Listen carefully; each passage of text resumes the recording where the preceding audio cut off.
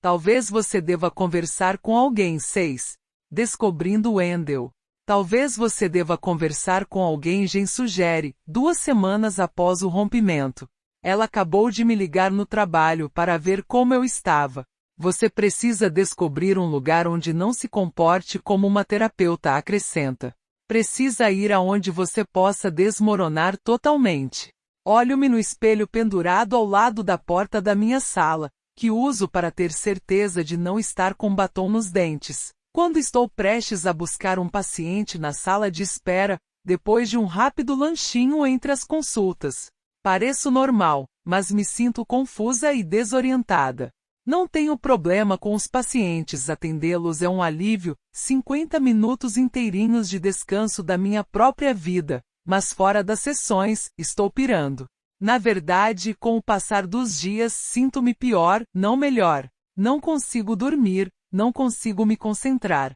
Desde o rompimento, esqueci meu cartão de crédito na loja de departamentos, saí do posto de gasolina com a tampa do tanque pendurada e caí de um degrau da minha garagem, machucando feio o joelho.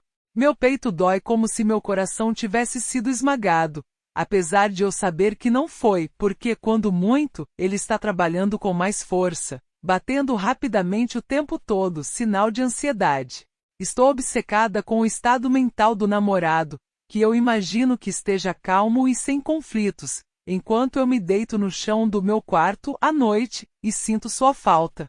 Depois, fico obcecada quanto a se de fato sinto falta dele. Será que o conhecia realmente? Sinto falta dele ou sinto falta da ideia que construí dele? Então, quando Jen diz que eu deveria procurar um terapeuta, sei que ela tem razão. Preciso de alguém que me ajude a atravessar essa crise. Mas quem?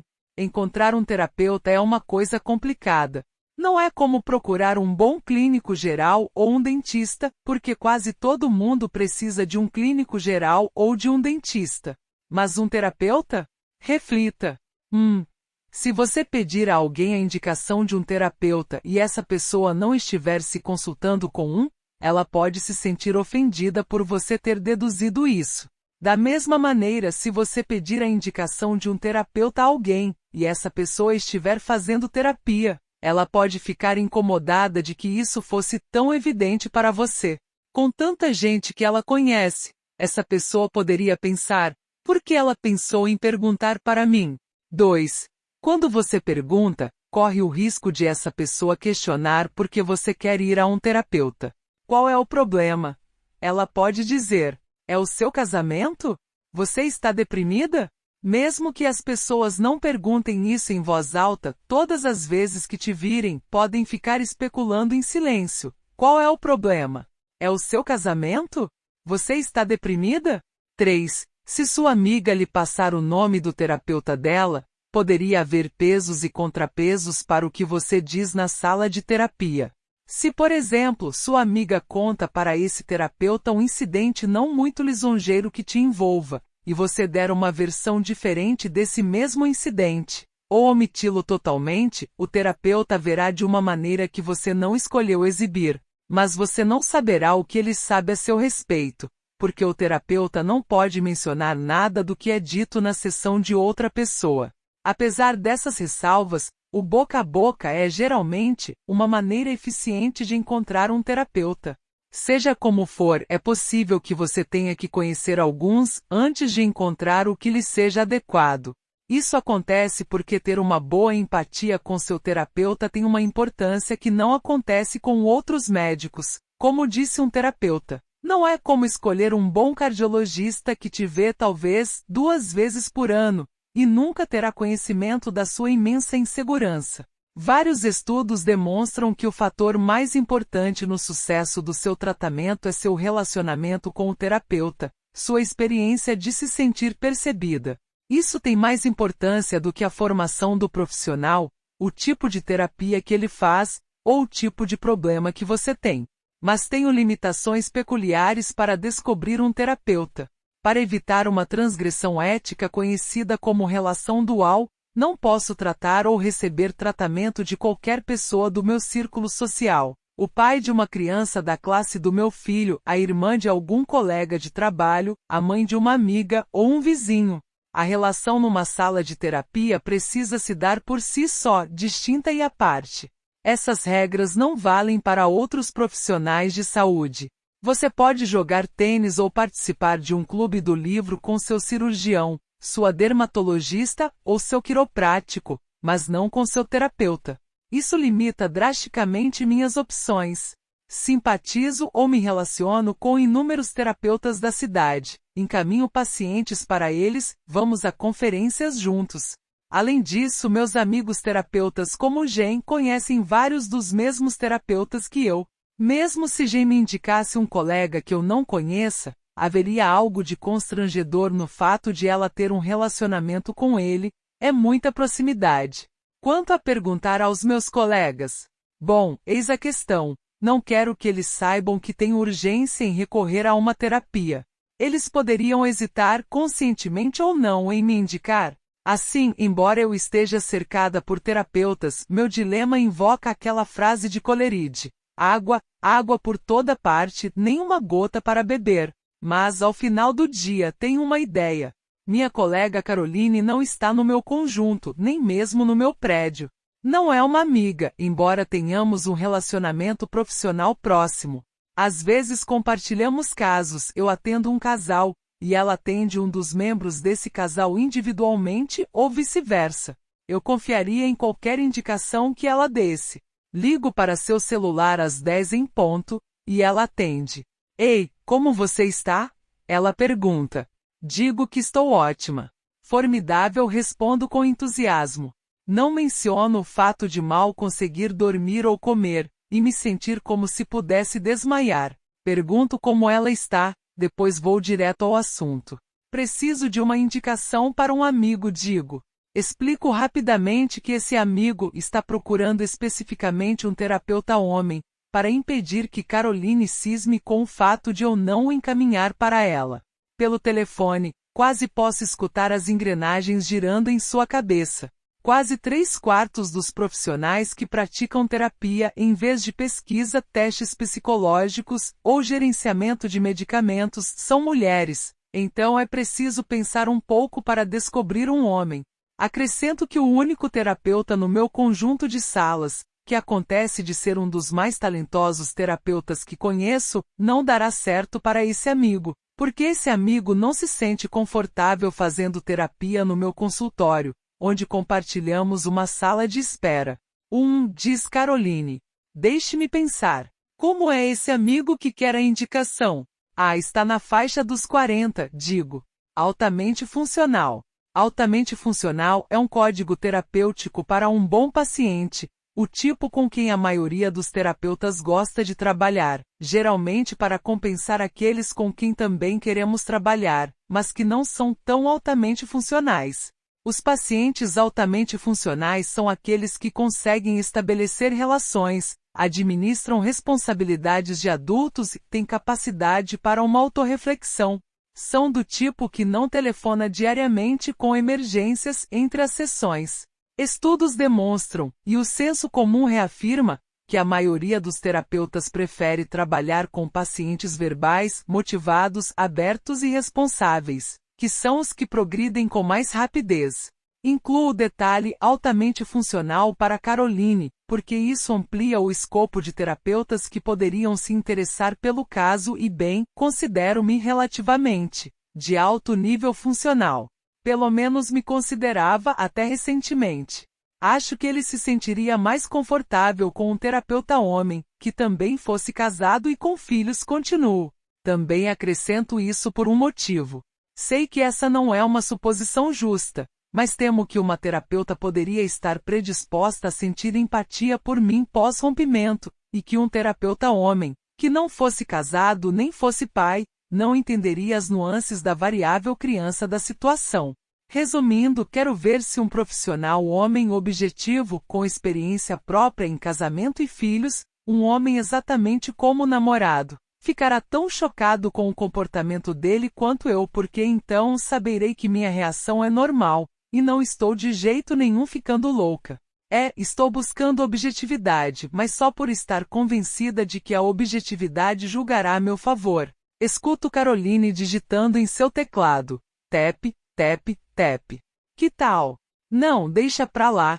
Este é muito pretensioso, ela diz de algum terapeuta não denominado. Volta para seu teclado. Tap, tap, tap. Tem um colega que costumava participar do meu grupo de estudos, ela começa, mas não tenho certeza. Ele é ótimo, muito habilidoso, sempre tem coisas perspicazes a dizer, só que... Caroline hesita. Só que... O tempo todo ele está feliz demais. Parece artificial. Tipo, o que está deixando ele tão feliz? Mas alguns pacientes gostam disso. Você acha que seu amigo se daria bem com ele? Com certeza não, digo. Eu também desconfio de pessoas cronicamente felizes. Em seguida, Caroline cita um bom terapeuta, que eu também conheço relativamente bem. Digo que ele não dará certo para o meu amigo, porque existe um conflito, linguagem figurada de um terapeuta para os mundos deles colidem, mas não posso revelar mais. Ela volta a digitar tap, tap, tap, depois para... existe um psicólogo chamado Wendell Bronson, Caroline diz. Não falo com ele há anos, mas estudamos juntos, e ele é inteligente. Casado com filhos. Saindo dos 40 ou coisa assim, na ativa há um bom tempo. Quer o contato dele? Digo que quero, ou seja, meu amigo quer. Trocamos amabilidades e desligamos. A essa altura, tudo o que sei sobre o Wendell é o que Caroline acabou de me contar, e que no terreno em frente ao seu consultório pode se estacionar gratuitamente por 2 horas. Sei sobre o estacionamento porque quando Caroline me manda por mensagem de texto o número de telefone e o endereço dele, 1 minuto depois do nosso telefonema, percebo que o lugar em que depilo a virilha fica na mesma rua, não que eu vá precisar desses serviços num futuro próximo, penso, o que me faz recomeçar a chorar. Recomponho-me pelo tempo suficiente para ligar para o número de Wendell e, logicamente, caio na secretária eletrônica. Os terapeutas raramente atendem o telefone de seus consultórios, para que os pacientes não se sintam rejeitados se telefonarem em crise, e seus terapeutas só dispuserem de poucos minutos para conversar entre as sessões. As ligações entre colegas são feitas via celular ou pager. Escuto uma gravação sociável e genérica. Ei, você ligou para o consultório de Wendell Bronson. Retorno minhas ligações durante o horário comercial de segunda a sexta.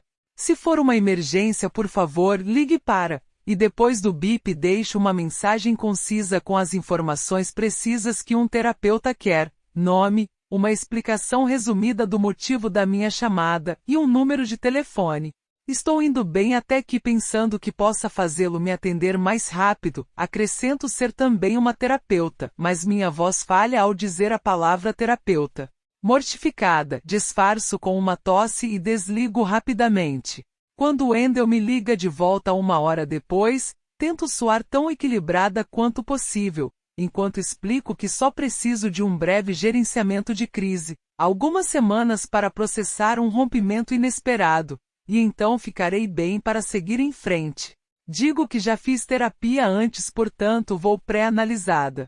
Ele não ri da minha brincadeira, então fico certa de que não tem senso de humor, mas isso não importa, porque não preciso de senso de humor para gerenciar uma crise. Trata-se, afinal de contas, da minha recuperação. Wendell diz cerca de 5 palavras durante toda a ligação. Uso o termo palavras a esmo, porque é mais como uma porção de aham, antes de oferecer um horário às 9 da manhã no dia seguinte. Aceito e desligamos. Embora ele não tenha dito grande coisa, nossa conversa me dá um alívio imediato. Sei que esse é um efeito placebo comum. Frequentemente os pacientes sentem-se esperançosos depois de marcar essa primeira consulta, antes mesmo de pisarem na sala de terapia. Não sou diferente. Amanhã, penso, receberei ajuda. Agora estou um caos porque tudo isso é um choque, mas logo vai fazer sentido. Ou seja, Wendell vai confirmar que o namorado é um sociopata. Quando olhar para trás, esse rompimento será um ponto na tela de radar da minha vida. Será um engano com o qual terei aprendido, o tipo de engano que meu filho chama de um belo ops. Naquela noite, antes de ir dormir, junto às coisas do namorado, suas roupas, objetos de higiene pessoal, raquete de tênis, livros e eletrônicos, e as embalo em uma caixa que devolverei para ele. Tiro os pijamas do supermercado da minha gaveta e descubro um recado provocante em um post-it que ele pregou em um deles. Ao escrever aquilo, especulo, será que ele já sabia que iria embora? Em um estudo de caso a que fui antes do rompimento, uma colega falou sobre uma paciente que descobriu que o marido andara levando uma vida dupla. Não apenas vinha tendo um caso havia anos, como engravidar a mulher e ela estava prestes a ter o bebê. Quando a esposa descobriu tudo isso, será que algum dia ele lhe contaria? Já não sabia o que pensar da vida dela com ele. Suas lembranças eram verdadeiras? Por exemplo, as férias românticas. A versão que ela tinha da viagem seria precisa, ou estava em alguma ficção, considerando que ele estava tendo um caso na época? Ela se sentiu roubada não só do seu casamento, mas também das suas lembranças. Da mesma maneira, quando o namorado colocou o post-it no meu pijama, quando os comprou para mim, antes de mais nada, também estava secretamente planejando sua vida livre de crianças? Faço uma careta para o bilhete. Mentiroso, penso. Levo a caixa até o carro e coloco-a no banco da frente para me lembrar de entregá-la. Talvez eu até faça isso pela manhã, a caminho da minha consulta com Wendell. Mal posso esperar que ele me diga o quanto o namorado é um sociopata.